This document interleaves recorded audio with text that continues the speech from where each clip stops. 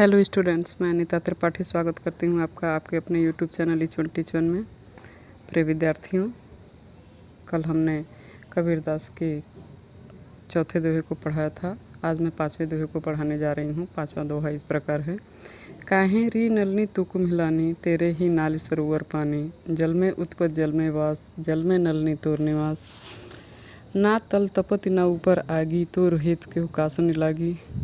कहे कबीर जे उदिक समानते, नहीं मुए हमरे जान। प्रिय विद्यार्थियों, इसका संदर्भ पहले के जैसे ही रहेगा। इसका प्रसंग होगा, प्रस्तुत पद में कबीर ने जीव एवं ब्रह्म के संबंध का वर्णन किया है। कमलनी जीव का प्रतीक है एवं जल ब्रह्म का प्रतीक है। आइए अब हम इसके व्याख्या को देखते हैं। काहे री नलनी तू कुम्हिलानी, तेरे ही नाल सरोवर पानी। कवि जीवात्मा रूपी कमलनी को संबोधित करते हुए कह रहे हैं कि हे कमलनी, तू क्यों कुम्हला रही है। उसकी डंडी, कमलनी की डंडी तालाब के पानी के अंदर है, फिर भी उसे तरलता की कमी क्यों महसूस हो रही है। उसकी उत्पत्ति जल में उत्पत जल में वास, जल में नलनी तोर निवास। उसकी उत्पत्ति जल से ही हुई है, जल में ही वह निरंतर वास करती है और अपने जीवन के अंत तक वह उसी जल में विलीन भी हो जाती है। कवि कहते हैं, ना तल तपति ना ऊपर आगी, तोर हेतु कहू कासन लागी।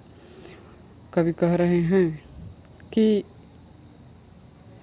ना तो तालाब का जल ऊपर से ही गर्म है और ना ही अंदर से तप रहा है। कवि का कहना है कि निश्चय ही कमलनी को अपने जीवन का आधार, उस मूल स्रोत जल से प्रेम नहीं रहा। वह किसी और से प्रेम करने लगी है, इसीलिए वह मुरझा रही है। कहे कबीर जे उदिक समान, ते नहीं मुए हमरे जान। कबीरदास जी कह रहे हैं कि वो कमलनी जो जल में ही है, वो जल में रहते हुए भी मुरझा रही है, सूख रही है, तो उसके जीवन का जो आधार है, उसके जीवन का जो स्रोत है, उससे उसको प्रेम नहीं रहा, वह किसी और से प्रेम कर रही है। ऐसे ही जीवात्मा भी परमात्मा से उत्पन्न होती है एवं मृत्यु के बाद उसमें विलीन हो जाती है। उन्होंने जब तक परमात्मा से प्रेम होता है तब तक वे आनंद की अवस्था में रहते हैं, उन्होंने ऐसा कहा है। लेकिन जब उन्हें सांसारिक विषय वासना से प्रेम हो जाता है तो वे दुखी हो जाते हैं। उनकी आत्मा परमात्मा रूपी जल में समाई या लीन रहती है, वे कभी मर नहीं सकते। प्रिय विद्यार्थियों, इस प्रकार ये कबीरदास का पांचवा और अंतिम दोहा समाप्त होता है।